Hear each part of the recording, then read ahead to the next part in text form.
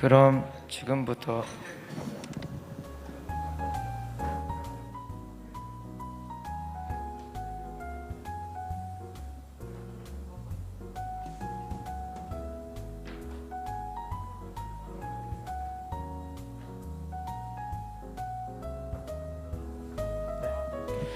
그럼 지금부터 4-1 세션을 시작하도록 We will now 하겠습니다. begin session 4-1. 4-1 The session is titled Action of Civil Society for Peace Building on the Korean Peninsula.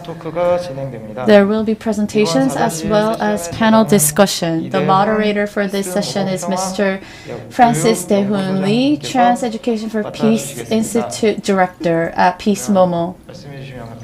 So, Mr. Lee, could you take the floor? Thank you so much. We will now begin session 4-1.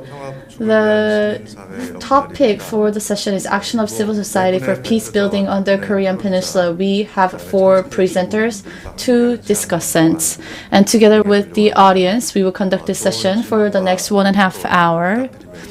We hope that you will also raise some good questions. Now allow me to introduce the presenters and discussants briefly. My name is Francis Dae-hoon Lee. I am a director of Trans Education for Peace Institute at Peace Momo. And let me briefly introduce the presenters. Please give them a big round of applause after I introduce all of them. First presenter is Professor Kim Tae-gyun at Seoul National University. Second presenter is Professor Lee Young-chae at Kaisen University. Third presenter was supposed to be given by Ms. Moon Ah-young, who's a representative of Peace Momo. She was supposed to join us offline, but she was infected with COVID-19, so she was supposed to join us online, but because she has high fever, she will not be able to join us. So I will read her presentation for her. And the fourth presenter is Professor Lee Gi-ho from Hanshin University. We have 2 discussants. One of them will be joining us online as she is overseas, Ms. Young-mi Cho, who is an executive director of Korean Women's Movement for Peace. And our second discussant is Eun-ji Kim. She is a student at the Department of Politics at Seongshin Women's University, and she is the member of the 2022 International Council of Peace and Public Diplomacy. Now, please give them a big round of applause as we start this session. Thank you. I will give you around 18 minutes each for your presentation. First, Mr. Kim Tae-gyun. Please welcome Professor Kim with a big hand. Thank you very much. As introduced, I am Kim Tae-gyun from Seoul National University. Today I was asked to talk about somewhat macroscopic, broad topic, and today we are living an era of great transformation, and I'm going to talk about how the Northeast Asian order is changing in this region, and also about citizens' diplomacy. That will be the content of my presentation. And other panelists or presenters will share with you more specific cases and projects regarding citizen activities. So we're currently seeing a great transformation and huge changes in Northeast Asian order or dynamics. The first change or transformation is the second pivot to Asia. The first pivot to Asia was implemented by Obama administration, showing U.S.'s growing interest in Northeast Asia, and there was also an emphasis on the importance of role of China. Nowadays, we are talking about the second pivot to Asia, and I'm sure that you will have a better idea of what this means through my presentation. So the pivot to Asia, or the second version, is also referred to as the U.S.-China strategic rivalry. You can see that the U.S. and China strategic competition is growing in all areas. First of all, it started off with trade, US-China trade conflict, and from 2019 until 2020, with the COVID outbreak, there was also a wrangling between the US and China about who was responsible. There were also criticisms that WHO is much closer to China, and such criticisms came from US. And there is also increasing competition in terms of infrastructure development of developing countries. So there is the Belt Road Initiative by China. And to counter that, G7 is implementing this initiative. Building Back Better World, B3W, was the initiative of last year, and this year is Partnership for Global Infrastructure Investment, PGII, which is in full place. So you can say that there is an infrastructure development initiative going on by G7 countries to counter China's involvement in BRI of developing countries. There is also a competition surrounding platform. On the left, you see the word GAFA or GAFA from Google to Apple, and versus below BATH, BATH, from Baidu to Huawei. These are the platforms operated and owned by China. So Korea is also wondering about what kind of platform to choose for the future. We're really faced with these choices to make, and these are some of the changes that are happening in the Northeast Asian dynamics. So to briefly explain about this map, there is the blue line, which represents Quad. So the four countries have formed alliance: US, India, Australia, and Japan. And on the left, there is the red line, which is the BRI, led by China. So you can see that on the outside, they say that they can actually develop cooperation, but in reality, you can see that there is a lot of counter measures being taken place, and Quad is one of the Indo-Pacific strategies. So there is the PGII and also the B3W. All of these form part of the Quad or the IPEF efforts. So are we really moving into the new Cold War?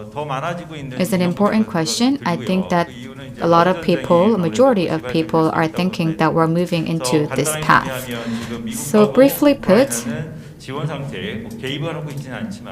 US, the Ukraine and Russia are in war, and so they're in a war state.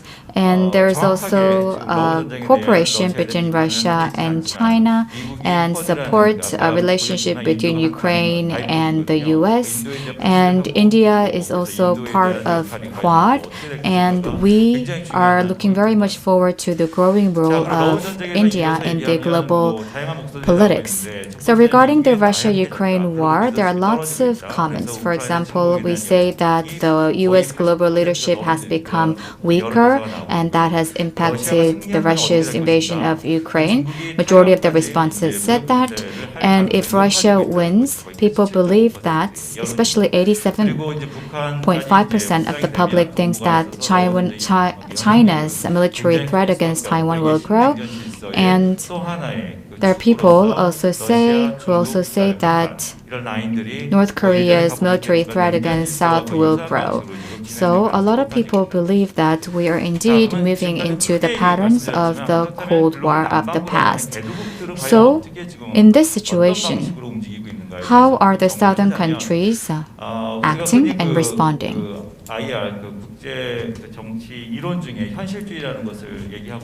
We often talk about the realistic approach in the international politics, and I can say that southern countries are opting for a very realistic and practical approach. So southern hemispherian countries have very much focused on solidarity and also cooperation and also Bandung spirit. They have actually maintained a form of cooperation in the past, but maybe things are beginning to change.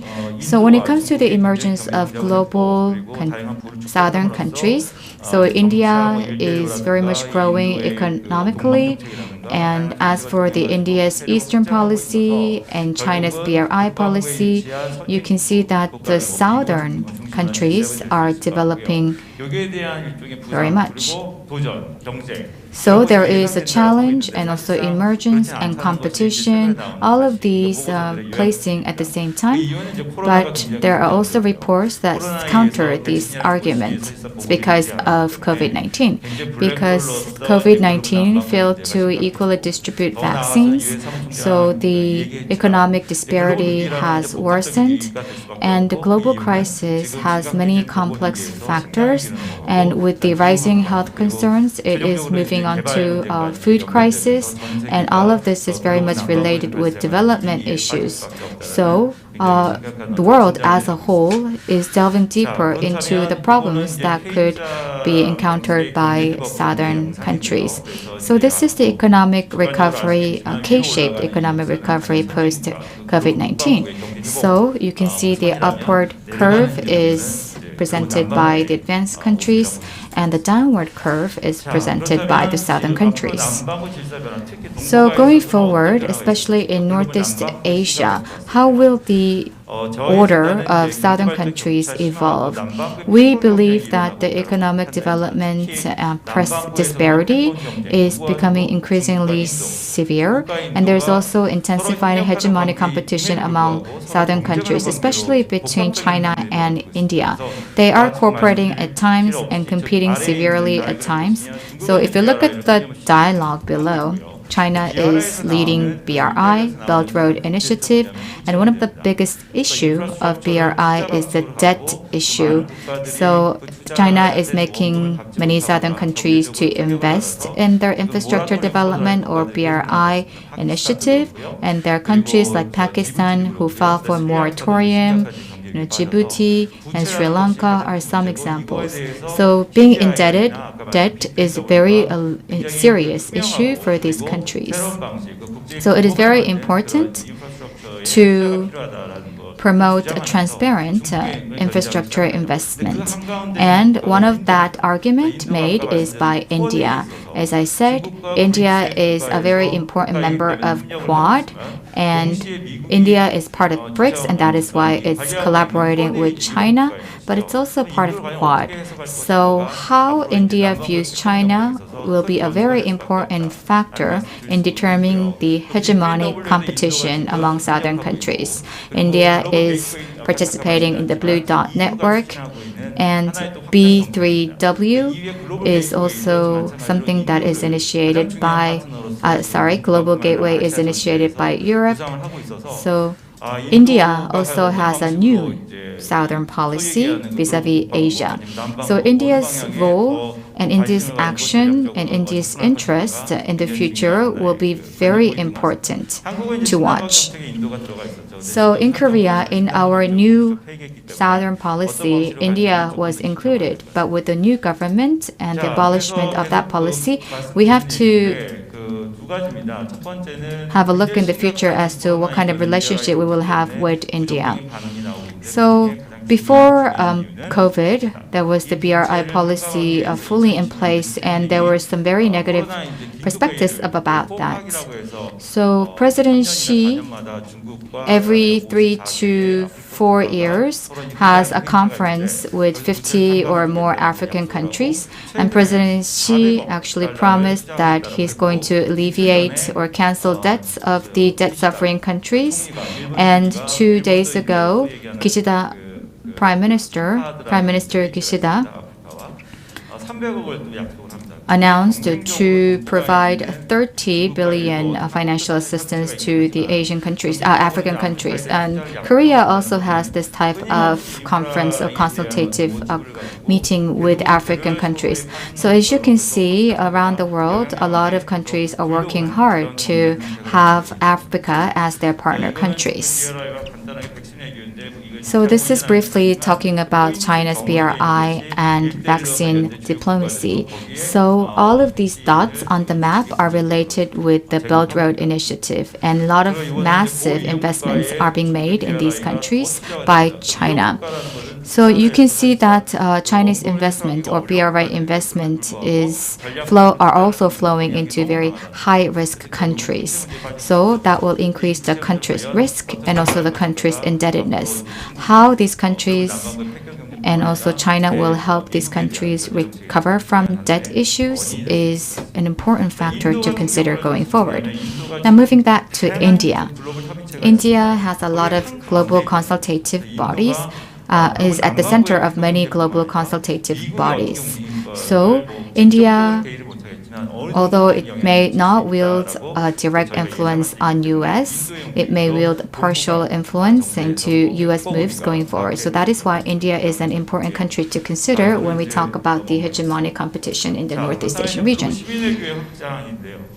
Now I would like to talk about the expansion of global citizenship diplomacy. If you look at the global politics, or especially, I briefly talked about the global politics, the Northeast Asian politics, and amidst the current situation, I would like to talk about the role of global citizenship diplomacy.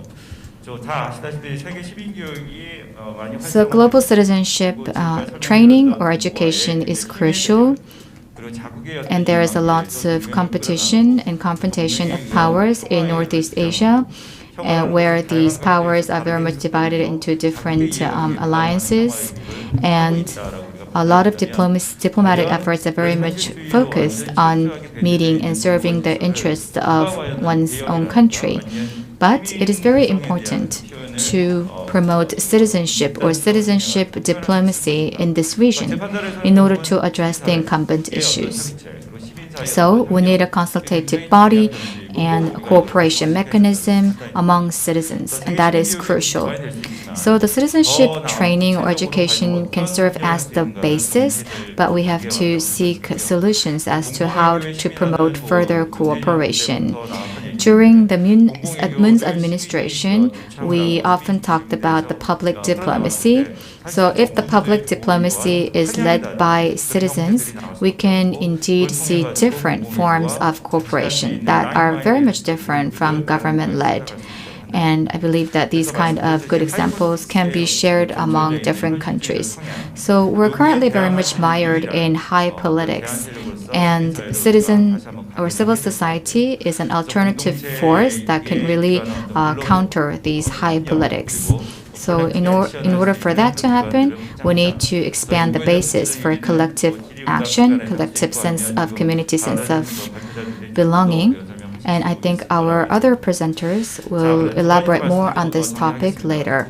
Now I'd like to sum up my presentation. There is value and solidarity that cannot be communicated by international politics. So we really need a sense of community, sense of ownership presented by the global community, and we need to develop a different channel of communication. And we should shift from government-led communication. We should also have the government-led communication, but also citizen-led communication. And citizen-led communication channel is a must in the current Northeast Asian dynamics. And there is capitalism that is prevalent around the world, and China also plays a role in promoting capitalism and so forth. But when it comes to capitalism, we have to opt for a more warm-hearted approach. So this is the word I would like to use, warm-hearted capitalism. So warm-hearted capitalism would be something that would replace the existing capitalism so that we can address the incumbent issues amidst the transition into a new cold era. Thank you very much. Thank you very much, Professor Kim. So he mentioned about the risk signals or dangerous signals in the era of great transformation. He also mentioned the importance of the public diplomacy and citizenship diplomacy. I would like to add one more thing. Professor Kim also mentioned about the citizen-led public diplomacy, and he has written extensive reports and books on this topic. So I believe that we can look forward to more interesting discussions during our discussions session. Next, let's take a look at Korea-Japan relations as well as the Northeast Asia. Professor Lee Young-chae of Keisen University will talk about the death of a former Prime Minister Abe and Korea-Japan civil cooperation for peace on East Asia.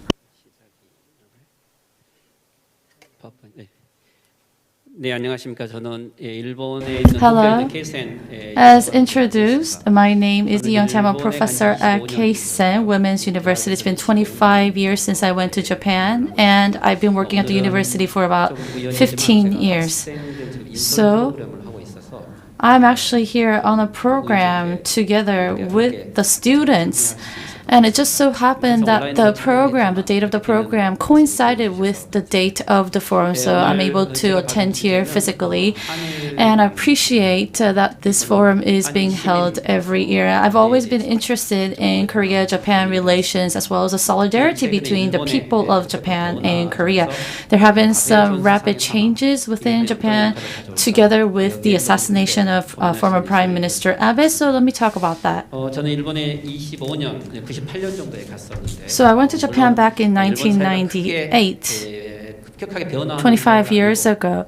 And Japan does not usually undergo rapid changes. There have been stability in the Japanese political landscape for a very long time. But about 10 years ago, there was the Fukushima earthquake, which really changed Japan significantly. But this change was due to natural disaster. Of course, we did have the nuclear reactors, but they were not external factors that would change the Japanese politics greatly. However, when the Abe administration came into force back in 2012, the Japanese political landscape goes into a change for the next 8 years. However, we see the emergence of the Kishida administration later, but as you know, former Prime Minister Abe was assassinated this year, and this is a very big political incident that will change Japan significantly going forward, I believe. And what does this imply for the Korean Peninsula, the Japan-Korea relations, and the constitutional amendment in Japan? We must think about those three things. So the death of former Prime Minister Abe also will bring changes to the Liberation Democratic Party and the political course of the Kishida administration and whether or not Japan will be able to amend its constitution. And Abe's death,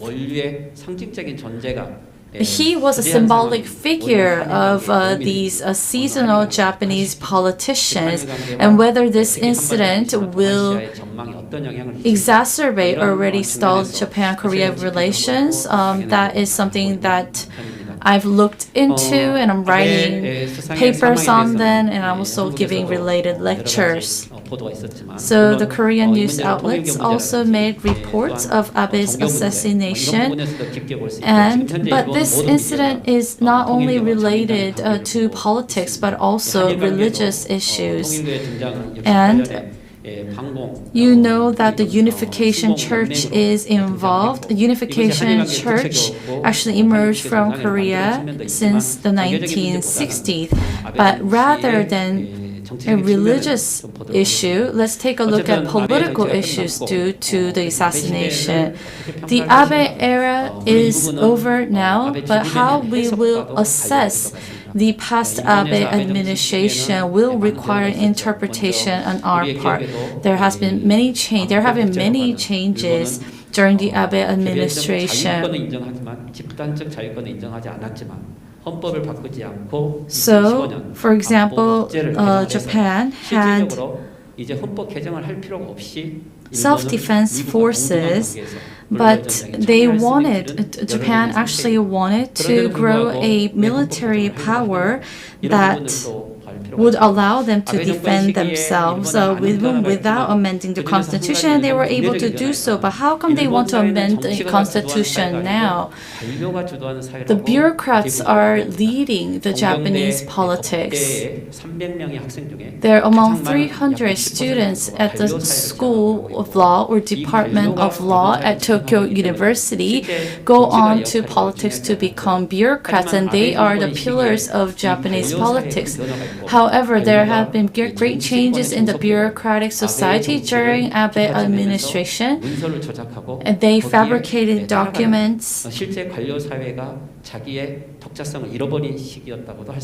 And so the bureaucrats lost their independence. Related people were purged and dismissed.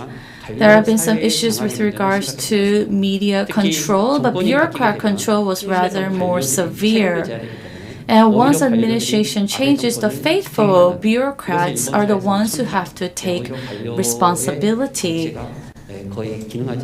And so the bureaucratic politics was almost not in function during the Abe administration. Now, when we look at both religion and politics that is associated with the Abe administration, Abe not only went to pay tribute at the Yasukuni Shrine, but he also backed religious groups like the Unification Church. But compared to other conservative administrations of the past, Abe administration did have some historical considerations with regards to its neighboring countries. And Japan has always tampered with its history, but what's notable about the Abe administration is that the tampering of the history was actually reflected in its foreign policy, and that aggravated Japan's relations with China and Korea. And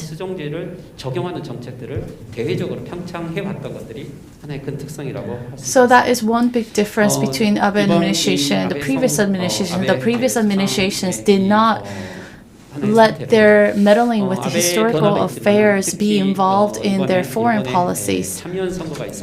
Now, not long ago, there was an election of House of Councillors in Japan, and Abe's assassination actually played a great role in the outcome of this election.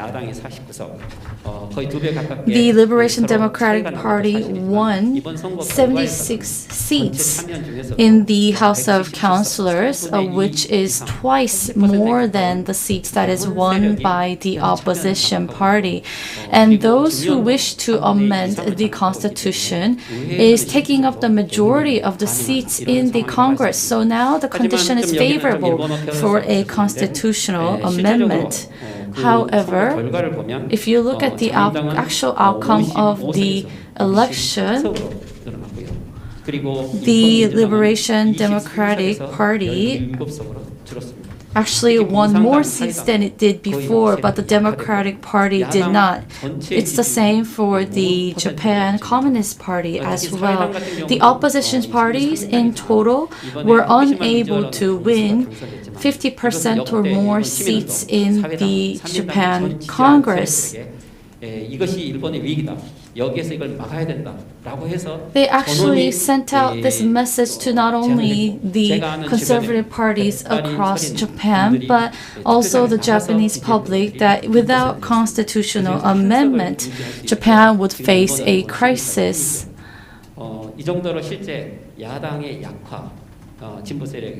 And civil society played a great part in this. And at a time when the opposition party is losing its power, would it be possible for the opposing forces to stop Japan's constitutional amendment? We will have to see. Now, the outcome of the election would not only impact the constitutional amendment of Japan, but also the structure of the related political parties. Now, it seems that the political structure, the party structure of the Abe party is similar to that of the Park Chung-hee party in Korea of the past, but I believe that in the long term they will not be able to select a leader who will be able to replace Abe, and perhaps they will experience a lack of unity or low level of cohesion within the party. Now, what will the Kishida administration do going forward? They're actually trying to absorb the conservatives of the Abe administration. They're actually inheriting the legacy of Abe administration.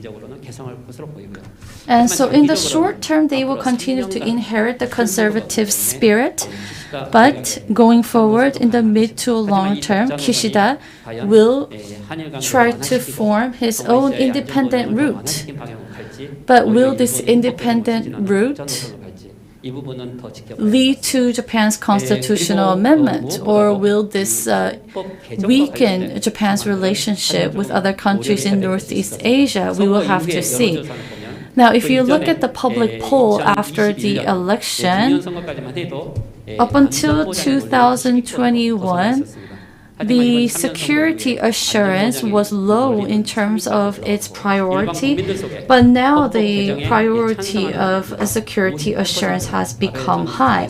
It's now third in its list of priority, and there are 58% of the public who actually oppose the amendment of the Constitution.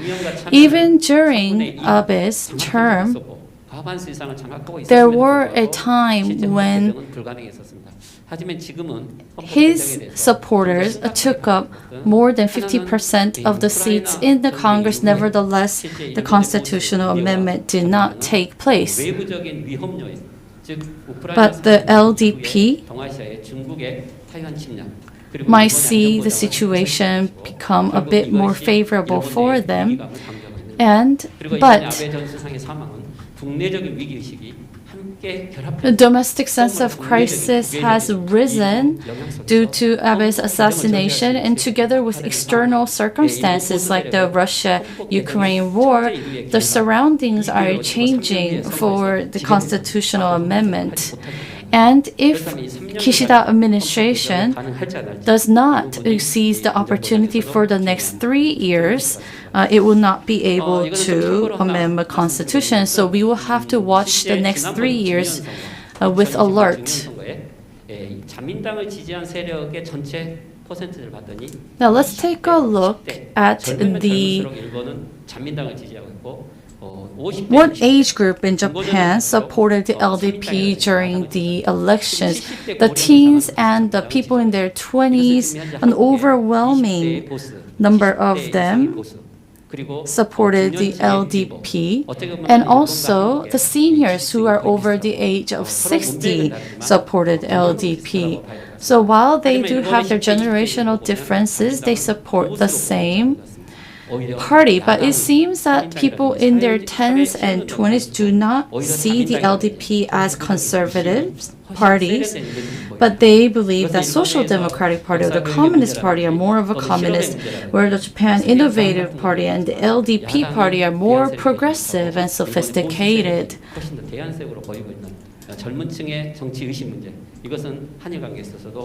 And the sense of politics that the young people have in Japan will also play an important role in Japan-US relations. Now, the Yoon administration was launched in Korea, which will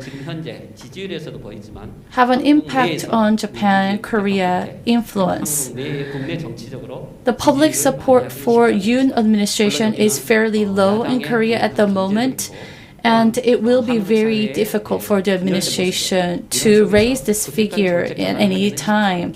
So it will be very difficult for your administration to carry out some radical changes, which means that the UN administration will try to raise some diplomatic accomplishments concerning North Korea and also Japan.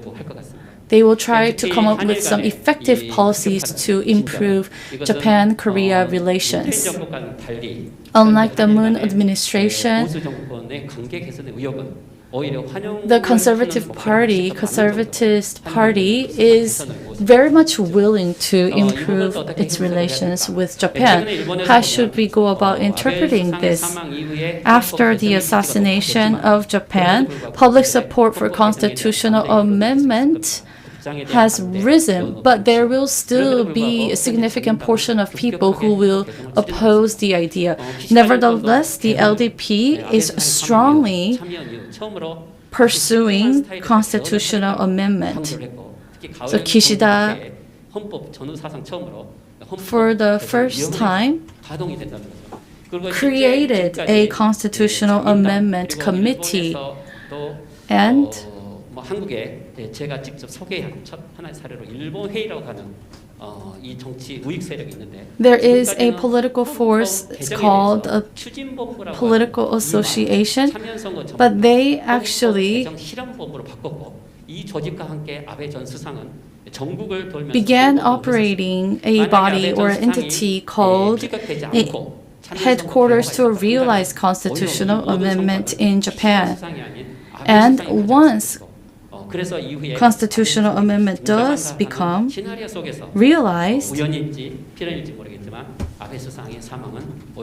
all the accomplishments would have gone not to Kishida but Abe, but with the assassination of Abe, things would change because what they were expecting has now, what they have been expecting would not be realized anymore with the assassination of Abe. And Abenomics only focused on growth and not distribution, but so Kishida administration said that it will focus more on distribution, which would not be easy. And also, it talked about security assurance. For the first time, Japan attended the NATO summit and made a speech that within 5 years, Japan's military expenditure would account for 2% of its GDP, which would be about 10 trillion yen. Now, why did Kishida make this public? I believe that the purpose of this new initiative for security assurance is aimed at improving Korea-Japan relations as well, because this would allow Japan to be equipped with more ability to defend itself. So this shows Kishida's will to stabilize the political circumstances in the aftermath of Abe's death. Right now, because of the crisis at Taiwan Strait and the interests that each government is pursuing between Japan and Korea, that's the current situation that we're facing at the moment. Because I don't have much time left, I will be able to hopefully elaborate the conclusion during the discussion session. But the U.S. hegemony has weakened, which led to the U.S.-Ukraine war, and which made Japan and others realize that they can no longer rely on NATO. We are now facing an era where emerging countries like China are becoming on par with the United States. And what will middle powers like Korea and Japan do in this crisis? 종속되는 구조로 한일관계가 종착된다면 If Korea and Japan relations become subservient to the United States, things will not be very favorable for the two countries. 실제 일본은 이미 역사 수종지가 전면에 I told you before that Japan has always tried to amend its historical facts. It pursues historical revisionism. 50대에서 60대가 민주화 운동 세대가 사회의 주류를 가지고 있다고 봅니다. 한국과 일본의 정체성은 서로 대립을 하고 있고 보수 정권이 등장했지만 Many of the senior population here in Korea are those who experienced independence from Japan, and at a time when Japan is pursuing historical revisionism, the conflict between the two countries is inevitable, and we will not be able to unite their two different identities. And the only breakthrough that we can make amid this situation is the involvement of the civic society. Civic societies will be able to play a great role for Japan and China as middle power countries to find a breakthrough amid the complex global political circumstances. Whether we like it or not, Japan's changes are something that we must take keen interest in. Thank you very much for your presentation. We always welcome big round of applauses to our presenters. Thank you very much, Professor. Now, Professor Lee Young-chae is a prominent speaker in Japan with regards to critical issues concerning Japan-Korea relations. I personally believe that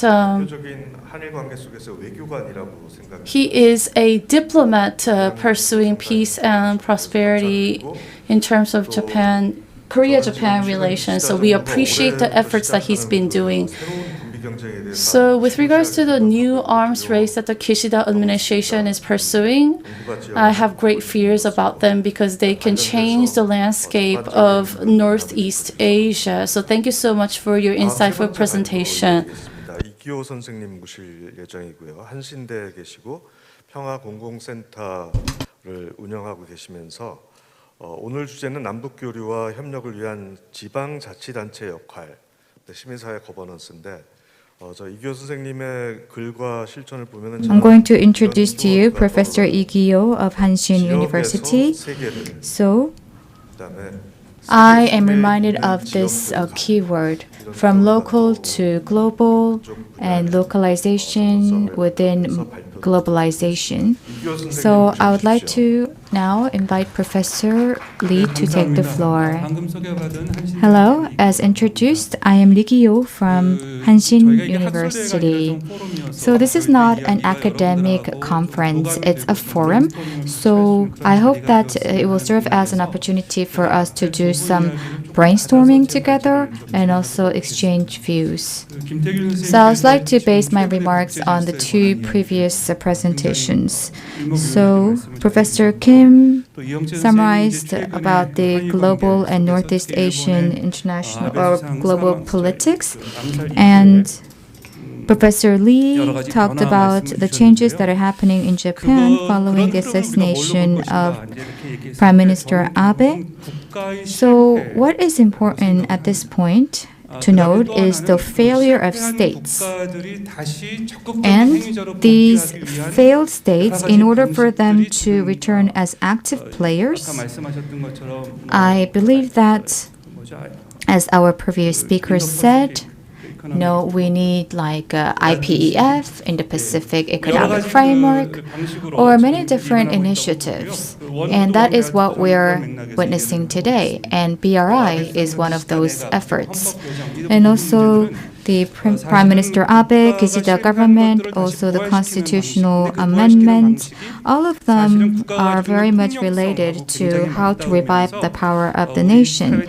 And at times when we want to revive the power of a nation, it results in violence, and that could be a problem.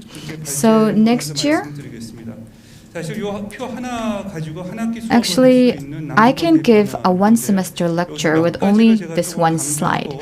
But today, I'm going to just focus on few aspects and be brief with my presentation. So I talked about the failure of nations or states. Japan, Korea, and China are very interesting states. They are capitalist, but also based on Confucianism. And as for Japan, as you may well know, we call it a client state. And sometimes people understand Japan as being submissive to subservient to the US. And Koreas are divided. And China also has very intricate relations with Taiwan. So all of our three countries have very unique structures of our own. So that is why our three countries may seem simple, but a lot of interesting experiments are happening in Asia, but with not much effect. And now I'd like to talk about things that are related to the Korean Peninsula. I want to talk about the importance of local government and autonomous bodies, as well as the role of citizens.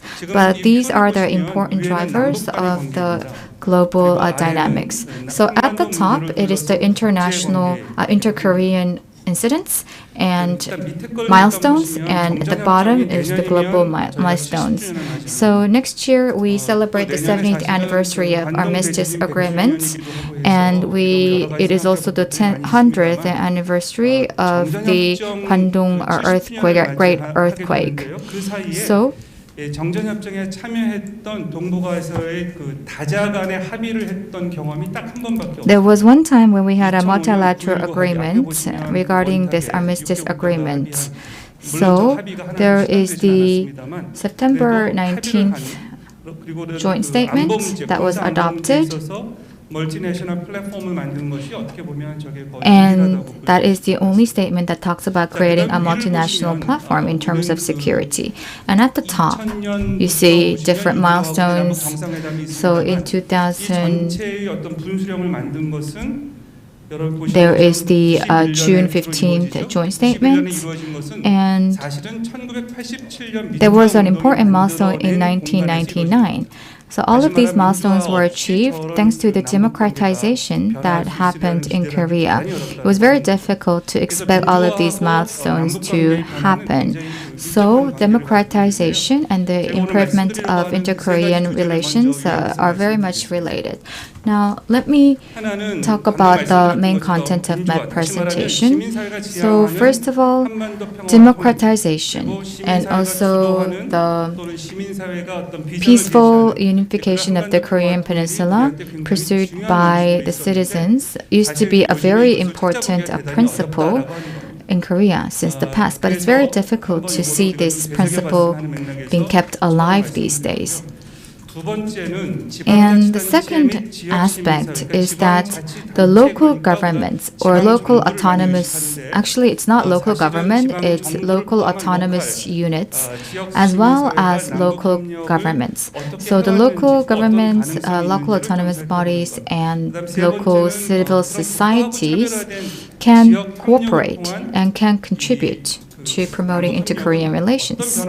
And thirdly, I will also talk about the kind of principles that we need in promoting a very differentiated regional cooperation. So the values that need are independence, autonomy, and we also need a sense of universality. So human rights and natural rights are universal rights, and also identity is very important, and relationality is important, inclusive and being welcome. So if we are to be able to uphold these values, being inclusive, having identity, and being universal, I believe that the regional, inter-regional cooperation, a local cooperation can go beyond our borders, beyond the borders of the Korean Peninsula. Because there are times when our sense of history is very much mired and it's very myopic. But if we are to embrace all of these values of independence, universality, identity, and relationality, we'll be able to go beyond the national borders that we live in, within which we live today. Actually, I can wrap up my presentation here, but I'm going to share with you more case studies today. In 1991, as I said, there was the Inter-Korean Framework Agreement, and there was Korea, both Koreas joined the United Nations. So that was in 1991. As I said, there was a democratic movement in 1980, at the end of 1980s, that led to these milestones. And all of these initiatives were made by the Roh-tae-woo government, but as you can see here, in 1988, February 29th, there was a declaration of the Korean Christian Church on National Unification Peace called 8-8 Declaration. There are 8 elements in this declaration. You may take it really for granted, but it says, like, we will stop being hostile towards North Korea. So there is a bit of confession of regretting being hostile towards North Korea. So there is actually a confession of putting an end to a hatred. So there is an emphasis on the words of reconciliation, coexistence. Usually, in Korea in the past, we often said we're going to destroy communism and so forth. These were some of the violent terms that we used to use. Nowadays, we're very used to this word reconciliation, coexistence, but back in the days, we were not. So, another gist of the 88 Declaration is that in the process of going towards unification, not only the state, but all the members of the national community should take place. So that is why we should ensure their participation, the participation of the members of the national community in achieving unification. So on the left, you can see that after the 8-8 Declaration, it was commemorated every 10 years, 20 years, and 30 years, and the declaration itself was also upgraded. But who made this declaration, or who is the drafter? It's Roh-tae-woo government and government's National Community Unification Plan, and its revised plan was also presented during the Kim Young-sam government. So what is interesting here is that, the Korea's presidential term is 5 years, and sometimes we feel like we're turning around in circles because every time we have to start from scratch. Of course, sometimes we turn in circles, but this National Community Unification Plan that I talked about, it has been very consistent over the years. So everything, we have to really heed to the 8-8 Declaration. And as I said, given the uniqueness of the Korean Peninsula, the fact that the neighboring countries' involvement are also important, and we are also seeing an arms race currently, and as our Japanese presentation said, there is a reactivation of the nuclear development plans. So at this point in time, civil society's vision, civil society's discourse need to be presented. I share with you the milestones of the June 15th statement to Pyeongchang Winter Olympics and the Pyongyang Declaration, the September 19th joint statement in the slide. So you can see that the inter-Korean dialogue has become more specific, had become more developed. And if you delve deeper, in 1989, when Pastor Moon Ik-hwan visited North Korea, he met with Hodam in North Korea, and they issued a joint statement. So what is important here in this joint statement is that war will be no means, will never be the means. And what is important to note here is there is a mention about inter-Korean coalition or inter-Korean federalism, and that we're going to seek an equal development of both Koreas. So I would like to ask you to have a look at this joint statement and also compare it with other declarations. I think that you will find some very interesting things. So this National Unification Community Initiative was the basis of everything. And this is from the website of the Ministry of Unification. So there are three underlying principles of independence, peace, and democracy. And it's also divided into three steps: reconciliation, cooperation, inter-Korean coalition, and then unified Korea. Now we are at the stage of maybe reconciliation or cooperation, but not really. So in inter-Korean exchanges, local bodies can play a very important role, and it is also mentioned in different declarations. I mentioned about the South proposal of inter-Korean coalition and also the North proposal of a low level of federalism. And there's a mention about equal development of national economy. It's very confusing. Are we trying to talk about the equal development of North and South Korea, or it's not very clear? And please have a look at also the October 4th declaration as well, joint statement as well. And things become more clear in the Panmunjom Declaration in 2018. Although it's not explicitly written, it says that North and South Korea need to achieve an all-out and dramatic improvement and development of inter-Korean relations, and both parties agreed to it. How we're going to achieve that is our homework. And if you look at the second line, so paragraph 4 of Article 1, it says both parties have agreed to promote multifaceted cooperation and exchange. And it also says that the National Assembly, the state parties, local governments, and private institutions need to participate in this initiative. So that is the basis for the important role of the local government. And the local governments and citizens need to cooperate, but there are some contradictions that we can find. So you can see that there were growing sanctions on North Korea by the UN and also by the United States. And these growing tensions have indeed hampered inter-Korean relations and made inter-Korean relations to be in a stalemate. Actually, before 2019, local governments or local autonomous bodies could not be the promoter of North Korean projects. But after 2019, the local governments can get a prior approval to initiate these kind of projects once the inter-Korean dialogue resumes.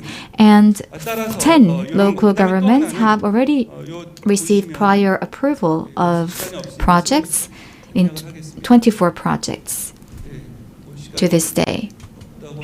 So since I am pressed with time, I'm going to speed up and skip the pages.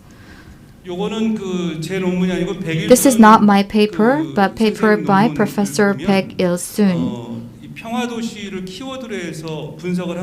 So this is an analysis done based on the keyword of peaceful cities. I don't see the letters, just small, but you can see that the peaceful city, the keyword, appeared a lot from 2007. And you can see U17, and you can see what kind of keywords were prevalent in which region. So in the 90s and 2000, there was lots of humanitarian assistance to North Korea.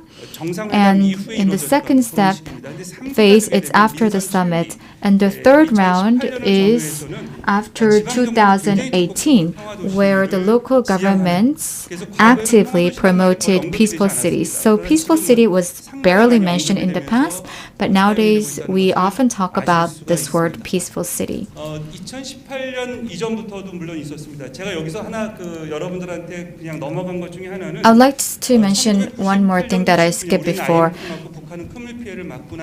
In 1998 and 1999, when there was a big flood in North Korea, actually there was a lot of exchanges between the two countries. For example, there was a tangerine sending project by Jeju Island. A lot of these different projects that took place.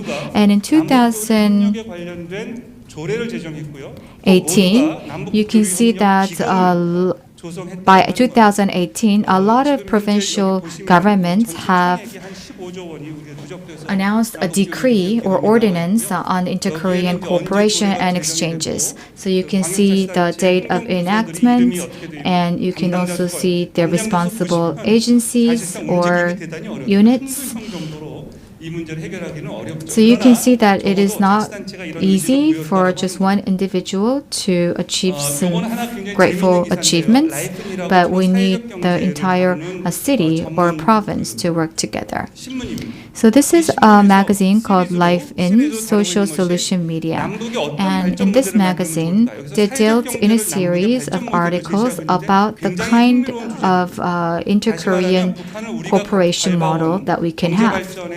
So you can say that they are exploring many different, very unique options and models to promote inter-Korean economic cooperation. And I cannot delve deeper into all of these different models, but if you're interested, please have a look at these series of articles. So here they also mention about social solidarity and that we should move towards a local-centered and not national interest-centered. So this is the overall framework and overall structure.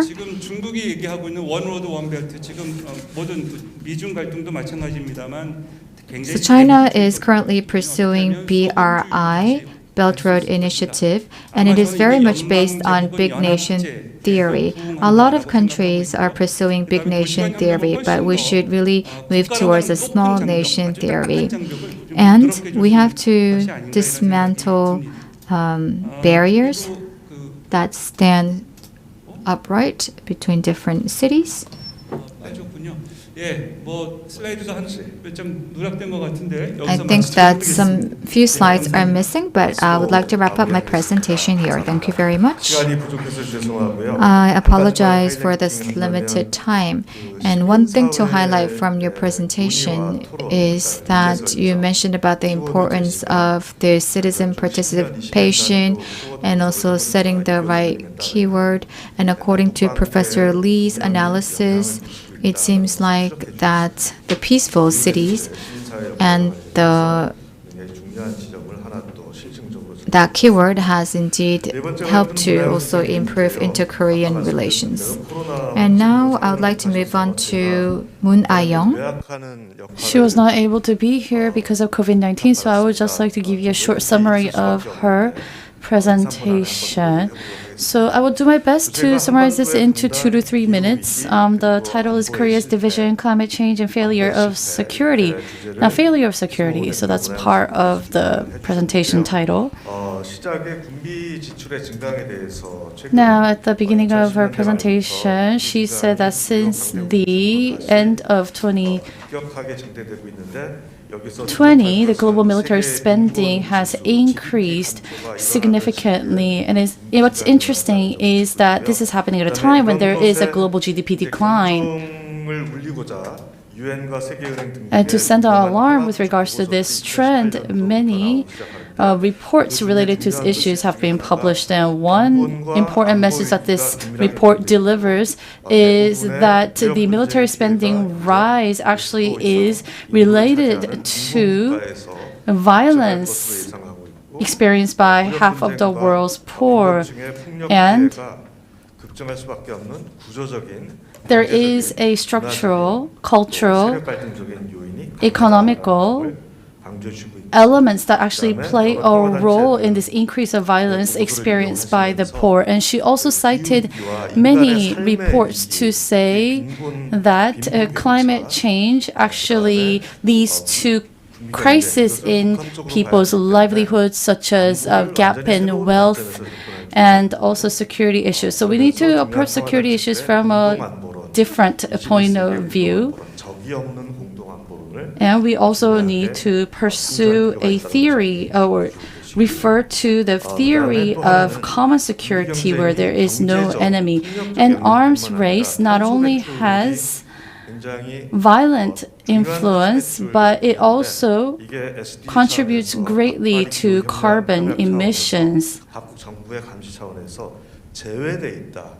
But the Defense Ministry actually has an exemption from military carbon reduction obligations. They actually account for 6% of 그래서 저희가 지금 이 점을 놓치고 the global CO2 emissions. And yet, the military sector and related industries are exempt from the obligations of the Kyoto Protocol. 예외 영역으로 취급되고 있는데 최근에 So, there is an exemption on militaries, but 심각해지고 있다.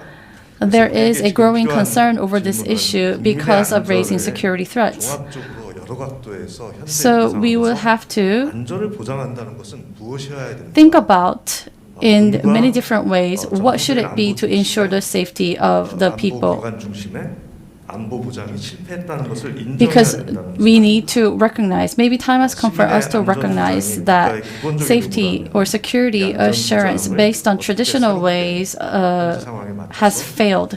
And therefore, we need to approach the issue of security assurance from a different point of view for the benefit of the people. So that's the gist of our presentation. I would like to believe. I tried my best to summarize our presentation as best as possible. So now I'd like to invite two discussants.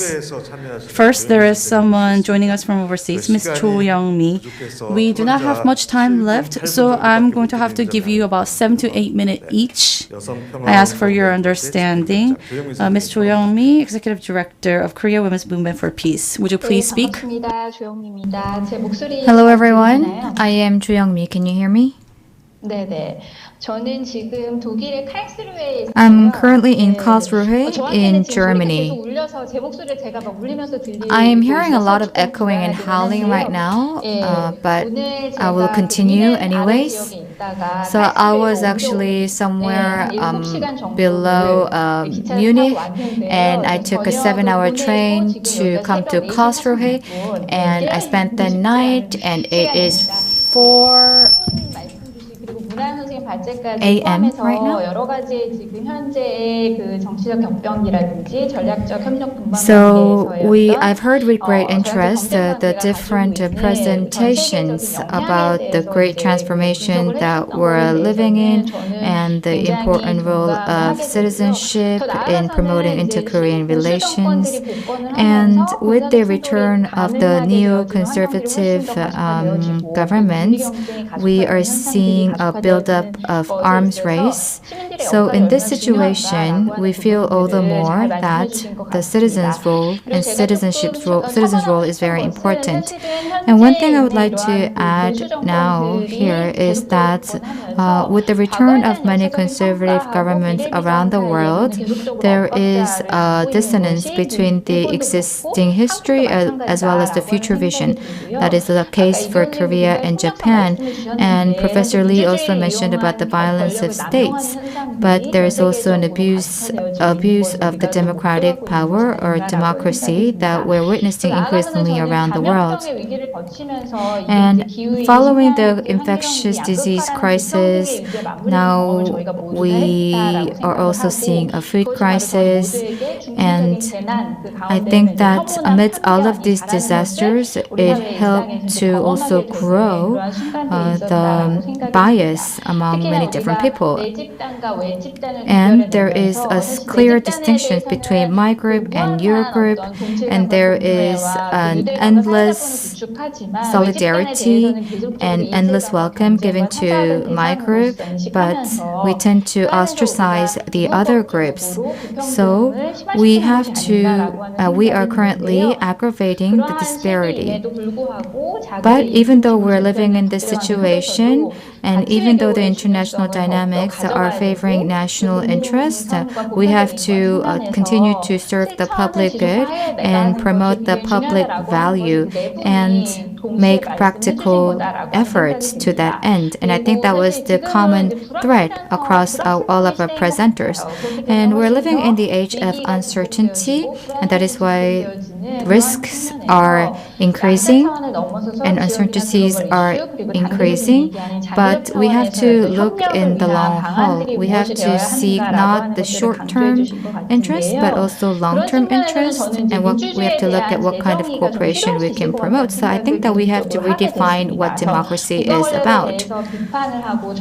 We are trying to criticize and counter state power, but in order for that to happen, we have to make sure that we rightly define or redefine democracy or the concept of democracy. And I would like to hear what other speakers have to say about this topic.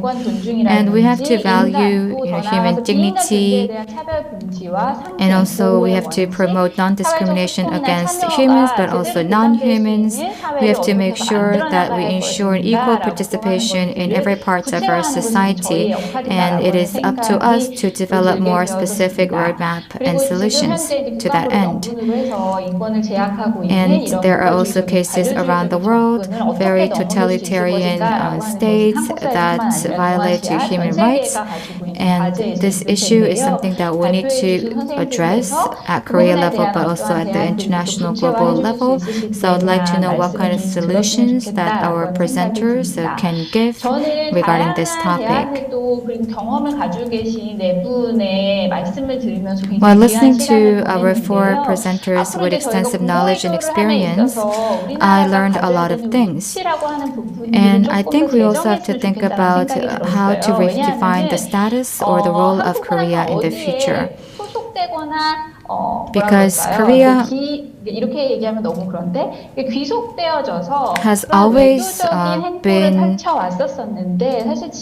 subservient to other countries, third parties, and we have never actually taken the initiative in achieving things. To give you an example, for example, Sweden and Norway play a very important and active role, and Norway is a very important peaceful country, and it is considered as such in the world. And Norway actually played a very important mediating role in many different occasions in the international politics, and it's also an ODA power. But why not South Korea? South Korea has experienced division, and indeed we can also play an important mediating role as an intermediator, and we also have to think about the role of Korea at a more narrow level, that is at the Asian level as well. So I think that my time is almost up, but last but not least, I would like to share with you two things. First of all, a lot of our speakers mentioned about the importance of training and education, and of course we have to make sure that our education and educational programs are very much geared towards teaching about the structural mechanisms. We need to provide education that helps the learners to learn about the underlying mechanism of matters. And tomorrow there is going to be Ms. Elizabeth Salmon, the UN Special Rapporteur, who will give a presentation. So we have to be also clear on our stance regarding the North Korean human rights issue. With that, I would like to wrap up my comments. Thank you very much. Thank you very much, Ms. Jo, for sharing with us 6 important points in such a short given time. So I think that maybe our speakers can also give their comments on Ms. Cho's comments. Now, she is a member of the International Council of Peace and Public Diplomacy, or ICPPD. Let's hear from Ms. Kim Eun-ji. Hello, as introduced, my name is Kim Eun-ji. I'm a student majoring in political science at Seongsin Women's University. I'm a member of the ICPPD. I would like to first thank the ICPPD as well as the Ministry of Unification for organizing this event. I don't have a separate presentation material with me, so I'm going to ask for your understanding that I'm going to read off from this paper. So thank you so much for all the wonderful presentations. You talked about the current issues regarding the peace on the Korean Peninsula, and we were able to see what rooms of improvement that we need to consider. So as a young person here in Korea and as a university student, I would like to talk about building peace on the Korean Peninsula and the role of the civil society. So as a young person who's living in a divided country, I've always dreamed of unification. Military demarcation line was established and the two Koreas were divided a long time ago, even before I was born. But as I was learning and studying about peace as a student studying political science, I realized how peace is needed and how unification is really needed to settle peace on the Korean Peninsula. But what's unfortunate is that the young people on the Korean Peninsula are becoming acclimated to the fact that the peninsula is divided. So I still remember back in my elementary days, the students speaking that we wish for unification to be realized on the Korean Peninsula, but I don't think we really understood what unification was and what peace was. Just learning about the Korean Peninsula and peace in history books alone did not lead to our continued interest and effort towards peace. So therefore, once we became university students, we forgot about our wishes of realizing unification. And a lot of Korean young people feel that the unification issue doesn't concern them because they don't feel it's relevant. But we must be reminded of the fact that the Korean Peninsula is still facing a state of war. In other words, we have not ended the war, but we're in a state of ceasefire. But the Korean people have become complacent. A lot of my friends believe that, or they think that peace is something very difficult, that they feel that it's something that a very complex concept, but I believe that we are the ones who ought to make peace. Peace does not just talk about a situation where there's no armed warfare. And it's not something that a particular or special people can do. Just the very fact that a college student like me can voice my opinion in a forum like this is a very testament of this fact. And I believe that the answer to building peace on the Korean Peninsula is civil society. So let's take civil peace diplomacy as an example. I believe that civil governance would be able to realize peace building on the Korean Peninsula, especially dream about establishing peace led by the young people, because we are the present and the future of the Korean Peninsula. And I wish that we would continue our efforts to communicate with people in other society so as to create a channel for relationship and communication regarding peace matters on the peninsula. Then we would be able to enable young people to be able to talk about peace and unification with many people around the world in an easy and more carefree manner. And civil network actually allows us to talk with members of the civil society, members of society about various issues like politics, economy, and society. And they do have the power to form a community that would induce change in the structure of our society. But if there's no civil interest, the commitment to peace on the Korean Peninsula would inevitably be induced. So continuous monitoring and communication would be necessary, and creating a strong solidarity in which the citizens take lead and not the state will have a huge impact on peace building. So while working as a member of the ICPPD, I engage in a lot of activities that deliver correct information about the Korean history.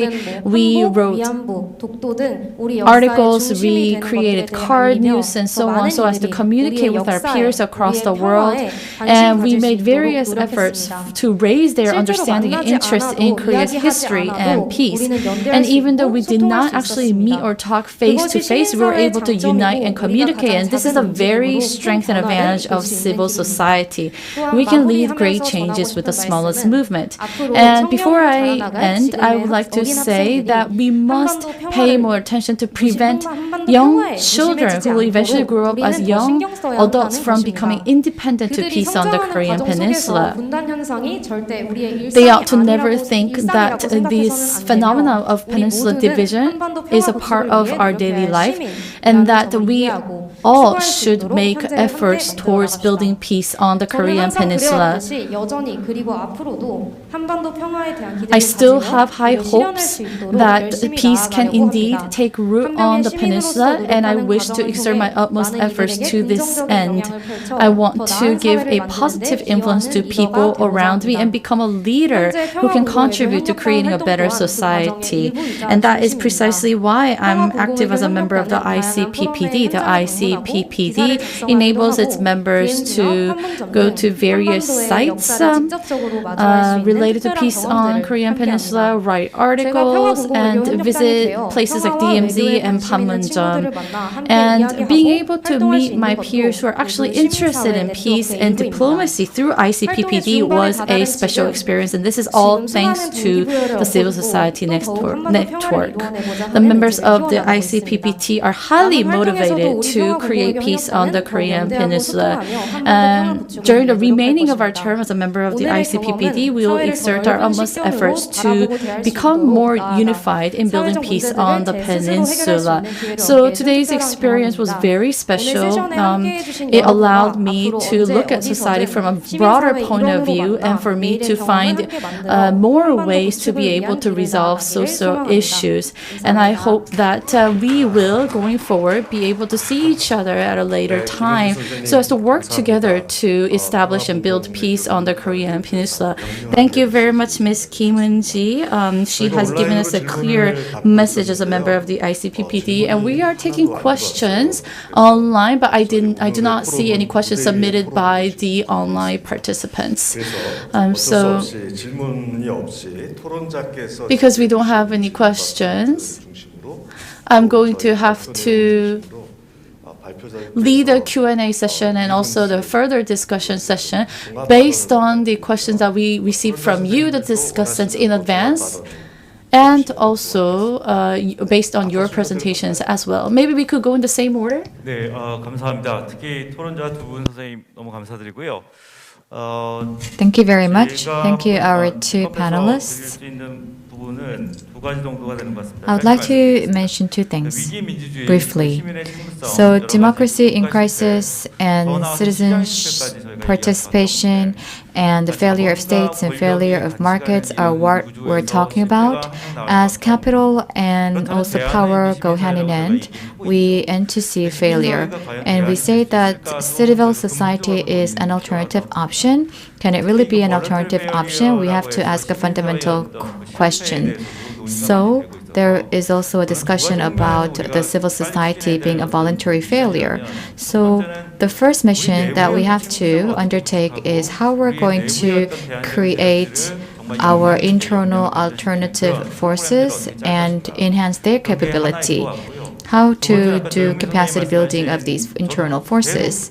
And as our panelists also said, one of the things I keep on saying is that South Korea should become a Scandinavian country in the Northeast Asian region. So if you look at the Nordic countries and their approach, I think that it serves as a model for South Korea to follow.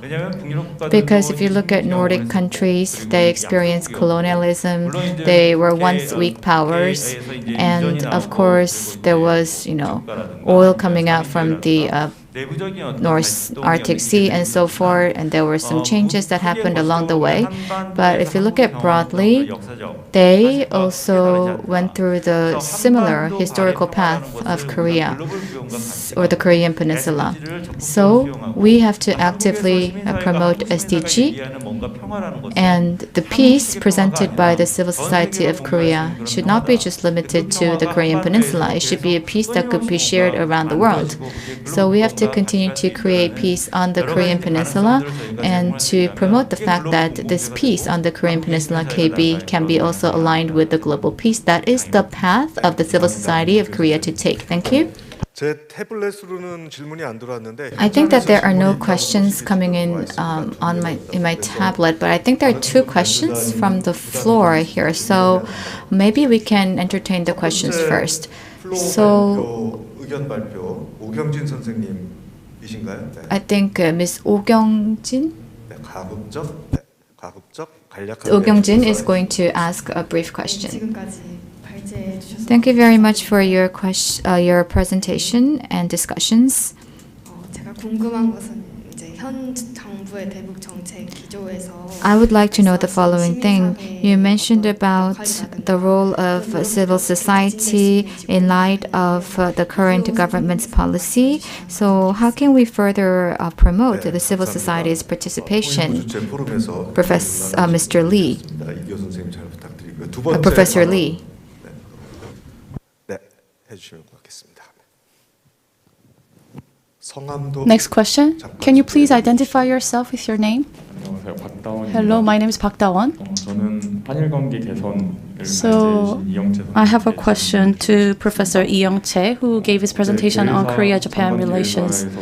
So during the minister's opening remarks, he emphasized the competency to carry out the promises, and so did you, the capacity to fulfill the commitments or fulfill the promises. So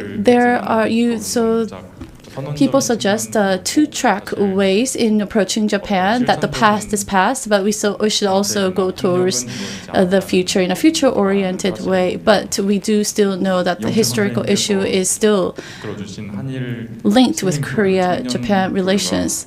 But how do you think the youth civil society's efforts will contribute to Korea-Japan relations going forward? Can you elaborate a bit more? Yes, thank you for those two wonderful questions, but we do not have much time. So I would like to ask our presenters to answer this question.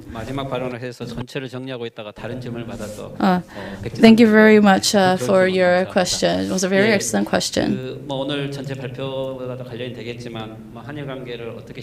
So how can we practically improve Korea-Japan relations? So as I said before, the clash between the two countries' identities will become more intensified. It will be very difficult to unite the two identities, but maybe we should think out of the box. So for example, when we look at the Korea-Japan relations, yes, they're in a confrontation, but there have been many civil exchanges between the two countries, especially regional exchanges. So we should think about how to further them more. So for example, Busan and Fukuoka are engaged in closer exchange than Seoul and Tokyo. Okinawa, Taiwan, and Jeju Island included, those regions have engaged in economic cooperation. So Gangwon Island and Japan's Totori and Shimane provinces have formed a community to cooperate because they are islands. Today we have entered into an era of marine powers and how we can travel across the countries and exchange across waters. So how can we create a common economic zone or common economic cooperative channel for these different regions of countries, because it is linked to peace, climate change, economy. This can be a new concept of security for all of us, and this is something that can be done by the future generations. And with regards to Japan, there was a question about the risk that the civil societies are facing. Yes, 하지만 Japan 식민지를 했다라고 하는 식민지주의는 해체를 하지 못했습니다. 하지만 이 was, 식민지주의는 with its 일본만이 historical 해체를 못한 게 아니고 revisionism, 이 was 영국과 able to cleanse a lot of historical facts, but not the fact that it colonized a lot of countries. Then, given that, how are we going to dismantle this issue of colonization between the two countries? Ceaseless exchange between civil society is needed to this extent. Maybe you saw the last slide of my PPT presentation, but that actually contains that amid this risk facing civil societies, Japan's civil societies are engaging in many exchanges for the future generations, for future exchanges, and this actually ought to include the civil societies of not only Korea but Taiwan and other societies of the region. When young people of the region come together, we will be able to create great synergy. So we can create big things from small things, as said by one of our discussants. So we will be able to form a common community for all of us that go beyond individual nation. So I saw a lot of potentials and possibilities through the presentations and the comments of the discussants. So I appreciate that very much. So it will be the last comment by Professor Lee Ki-ho before wrapping up today's session. I'd like to share with you 4 elements. I don't know if the message will be fully addressed, but one of the things that Ms. Cho talked about is democracy. I said in my introduction that peace and the nation-state issues actually came from democracy. So the failure of state is very much related with the failure of democracy, and nowadays we are experiencing failure of advanced cities. After Brexit, UK is wavering, and the Biden administration has lower popularity rates than the Trump administration. So we can really say that the current crisis is very much related with the failure of advanced countries, and it's the same for Japan as well. So there is the right politics that are missing around the world, or proper or adequate politics missing in the world, and I think that this phenomenon is very prevalent among developed advanced countries. And the second element is regarding militarism. If we sum up the 20th century, we often say it's the era of democracy, era of that and that, but I think that it's the era of states. But it is a very unequal and unequal era of states. 19th century was of imperialism and colonialism. In the 20th century, a lot of countries were liberated, and yet we see a very unequal era of states. But in spite of this situation, Europe, under the umbrella of EU, has promoted a peace process called EU process. And with the Ukrainian and Russian war, I believe that this EU peaceful process is very much undermined. What this means is that the military process, NATO, came into play, is activated. So if you look deeper into EU process, I think that I'm getting signs to wrap up, but anyways. And one of the questions asked by our participants was that, to answer that question, I don't think that there is much we can do, but we have to be very much prepared. We have to create history together. But history is not something just of the past. We have to have a common vision about the history of future. So we need to have a common memory of common future. So in that way, we can be navigated towards the right direction. So I think that the future generations need to have commons of awareness, commons of perceptions. And in order for that to happen, we need a transnational program, educational programs and projects. In the 1990s, a lot of schools closed their doors. And nowadays, 폐지되는 경향이 we are seeing 다시 closing of a lot 말하면 of 밀리터리 military facilities or military 어떻게 피스 camps. 캠프로 우리가 So how can we 전환시켜낼 것인가 transform 하는 these 고민을 military camps 해야 into 한다라는 peace camps 생각을 is an important question that we need to think about. 예, 뭐 시간상 일단 이 정도 말씀을 드리겠습니다. So that would be the 내용도 end 좀 of my 자세하게 remarks. 말씀드리려고 I 하는 wish I could have more time to discuss with you, but given this time, given short time, I'm going to wrap up my comments here. Thank you very much. Yes, time is very limited, and we're covering a lot of different issues in a very short amount of time. So I'm just going to wrap up by highlighting three facts. Three things. So I think that we heard 3 alarm bells today. Alarms. So, we're experiencing a complex crisis these days, and state is a very important institution, but the states are not actually ringing this alarm bell. That is an important thing. And the second is that states are mired in inertia. They need to seek transformation and change. And thirdly, as Professor Lee just said, European integration and in EU's rise, NATO played a role. But now we're seeing an excessive rise of the military factors. More interest is geared towards military than to food, for example. So I took the liberty and the freedom as the moderator to wrap up today's session with some highlights. Thank you very much for listening.